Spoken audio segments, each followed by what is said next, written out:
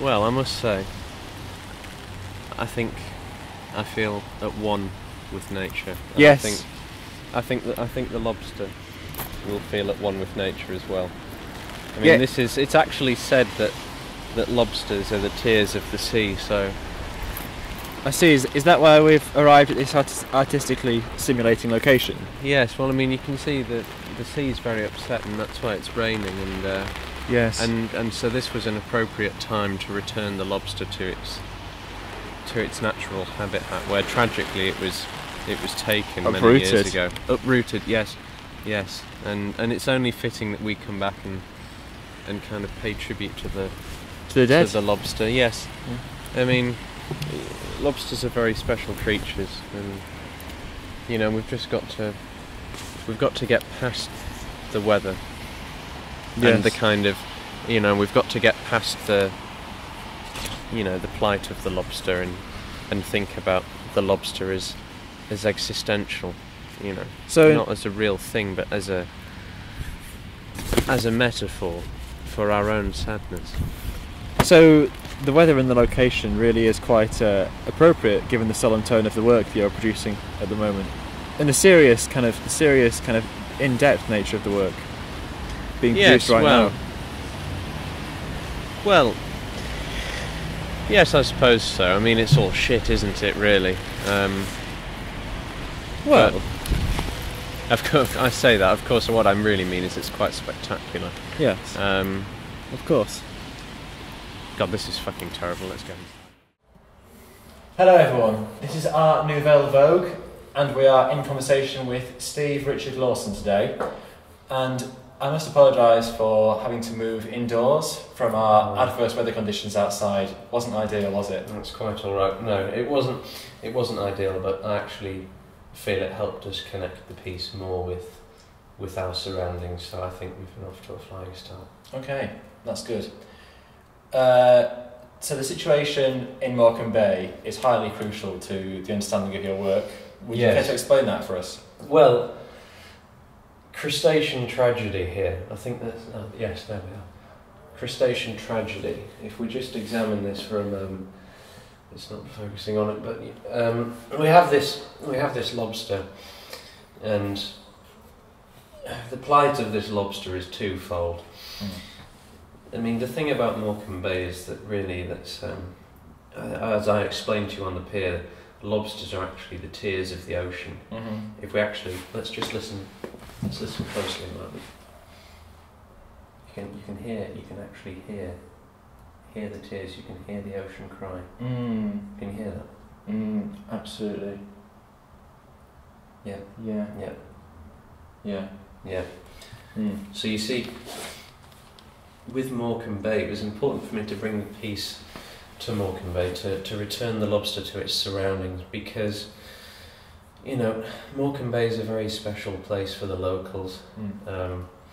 It's a very special place for the lobster. A cultural hotspot for the locals. Yes. And a home for the lobster. I mean, the lobster is the spirit animal of the game of bingo. And the thing about the lobster is, you know, it represents kind of the damage that's been done to towns and institutions. We have something interesting, because the humane way to kill a lobster is first to freeze the lobster for about 10 to 15 minutes, and that sort of chills it off and numbs it. Of course. And then what you do is you put it on its back on a board like this, and you push a knife straight down into the head and then down like this, you see, and that kills the lobster quickly, instantly in fact. And so whilst we have this kind of instant death, we also have what is quite like a crucifixion, you see. So, you know, so whilst things may appear to be kind of, you know, handled well and humanely, and whilst we may appear to be caring about the lobster, you know, the tears of the ocean, delicateness. actually, yes, well, you know, there's everything is being killed stone dead. Of course, Yeah. depicted most efficiently, might I say, by the use of the simple knife cutting through the creature's throat and head. Yes, thank you. Yes, well, I mean, it is fantastic. That's the thing to remember about this work. It's absolutely brilliant. Absolutely, cutting edge. I'm actually about to sell this work for a record-breaking sum, which I can't disclose, because it's so good. Yeah. Of course, there's a demand in the art world for simple, blunt pieces like this. And what is it about your work that you feel distances it from what others may say is the trash of the art world? Well, the thing to remember there is that I always know what I'm talking about. You know, everything I do is always brilliantly executed. Of course, yeah. And absolutely faultless. Other people actually don't know what they're talking about. It's actually clinically proven that they have no idea. And so when I do something, it's automatically fantastic, irrevocably so. Well said. And that's it's as simple as that. You see, you know, this is genius. This is the work of genius. Well, that's all I have to say about that. Nothing more needs to be said. No, with regards to that particular aspect of the piece. No, well, I mean, I think we can both agree that it's possibly the best piece of work we've ever seen, both of us. Possibly the best piece of work ever created. No, yes, I think so. Yeah. Yes, you're absolutely correct. Yes, I particularly enjoy the form of the lobster. Of course. Yes. And the choice of items used is, might I say, spectacular. Yes, you could not have combined that imagery any better. No, I think that's very kind of you. I mean, I actually quite like to stroke. Would you like to stroke the lobster? I would love to stroke it. Would that be alright? Yes, absolutely. The water droplets. Not the legs. Don't no, not the legs. I'm sorry. Or the breast. Oh. That's fine. The water droplets from Morecambe Bay's rain, how do you feel about those on the piece? Do they destroy it or do they help? Well, do you know, I actually think that by visiting Morecambe Bay and by bringing the lobster home, home exactly, I actually think we've really enhanced this piece. You know, I think, you know, the lobster this is the first time the lobster has touched the ocean, has touched water for a very long time, since it was tragically pulled from the ocean many moons ago, and I think it's great that we're able to reconnect the lobster with the natural world, and also this fine board here, which is actually made with wood from the rubber tree, and is very sustainable. So incredible. What we're actually doing here, the final piece in the puzzle, you might like to say, is the water, is bringing the piece into the natural world and allowing it to allowing the water to manifest, yes, to complete the work. And really, I think I think that's finished it off better than I ever could. You know, sometimes you have to let the tears of the clouds, you know, you've just got to let them combine with the tears of the ocean. The finishing essential. That's that's right. You see, yes. In Morecambe, you know, it rains all the time up here in Lancaster. It's the weather's quite shit actually. Yes. In fact, it's absolutely nothing short of abysmal. No. It's just so depressing, and that's quite important to understanding the piece as well. Exactly. You know, it's the tragedy of the lobster is also the tragedy of the terrible weather in the otherwise beautiful setting of Morecambe Bay. And your unique vision in turn depicts the tragedy of the art world. Yes. As it stands today. Yes. Well, yes, it's important that I keep, you know, kind of reminding the art world that you know, they need to keep up with me. Yes. I think. Essentially, it is full of shit. Yes. I mean, nothing will ever surpass the quality. You know, until I make another piece of work. Well, of course, that's a given. Because I am just a factory of greatness. Well, it comes naturally to some, not so much to others. You are one such talented person. I am, yes. You're absolutely right there. I recently noticed in Art magazine Weekly that you've recently decided to start producing a line of keychains, doorstops, and several other different forms of paraphernalia based upon your artworks. I wondered what your stance on this was. Yes, well, I actually think it's important for artists to engage with the consumer in the most mundane ways possible. So, I mean, imagine the thrill that someone will receive by putting this lobster underneath their door. It'll be absolutely terrible. Absolutely. And there's no two ways about that. A key ring with this on it. A tragic image. Tragic indeed. This is a brilliant piece of work, but on a key ring, no.